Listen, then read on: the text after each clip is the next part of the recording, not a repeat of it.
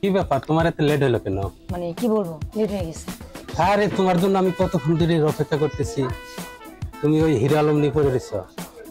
আসলে হচ্ছে কি, মানে এদিকে নিয়ে যত অনেক ধরনের গবেষণা হচ্ছে, তো এগুলা শুনতে শুনতে না রিলেশন যেতে অনেক ভয় লাগতেছে, বুঝছো? আর এগুলা বাদ দাও, এই হিরো আলম রিয়ামণি, হিরো আলম ইয়ামণি, এগুলা কি একটা শুরু হয়েছে দেশে? এইগুলোই তো আজকাল এগুলো তোলপাড় হচ্ছে, এই জন্য খুব ডিস্টার্ব আছে এগুলো শুনে। আমি তোমার জন্য রুটি আর অর্ডার করছি, বুঝছো? তোমার দেরি অপেক্ষা আমি মরেছি। আচ্ছা তাহলে তাড়াতাড়ি অর্ডার করো, খুব খিদে পাইছি এবার। আসতেছে আসতেছে, আমি অর্ডার দিচ্ছি, আসতেছে। হ্যাঁ, তারপর তোমার কি অবস্থা? আছি তো, দেখো না কি অবস্থা। আমি আসতেও অনেক জ্যাম ছিল রাস্তার মধ্যে। আসলে কথা হচ্ছে, রিয়া মনির আর হচ্ছে হিরো আলমের এই বিচ্ছেদ দৃশ্য দেখে না তোমার সাথে রিলেশন নিতে আমার খুব ভয় লাগতেছে। আর কি সবার কি এক পাল্লা ওজন করতেছো?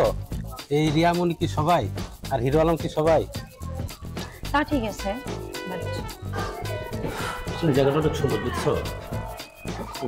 তুমি তো আসতে চাই না, এত সুন্দর জায়গায় তোমাকে নিয়েছি, দেখো কত সুন্দর জায়গা। বসো।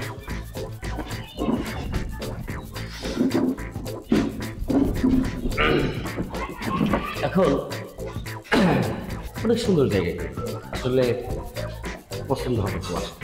আর কি খাবে বলো, তোমাকে কিছু একটা খাও। এখানে অনেক সুন্দর গরুর গোশ এবং পাওয়া যায়, অর্ডার দেবো। এ তুমি আমাকে কোথায় নিয়ে আসছো? এটা কোনো জায়গার ভিতরে পড়ে? একদিন আসো তো ভাইয়া। এই তোমাদের এখানে কি আছে খাবার? আমাদের এখানে হাঁস, গরু, মুরগি, পরে হচ্ছে সাথে রুমালি রুটি, চাপটি, চিকুটি। ও আচ্ছা আচ্ছা আচ্ছা, অনেক কিছু আছে, ভালো। যাক, আমাদের জন্য এই গরু গোশ আর রুটি নিয়ে আসো। ওকে, থ্যাংক ইউ।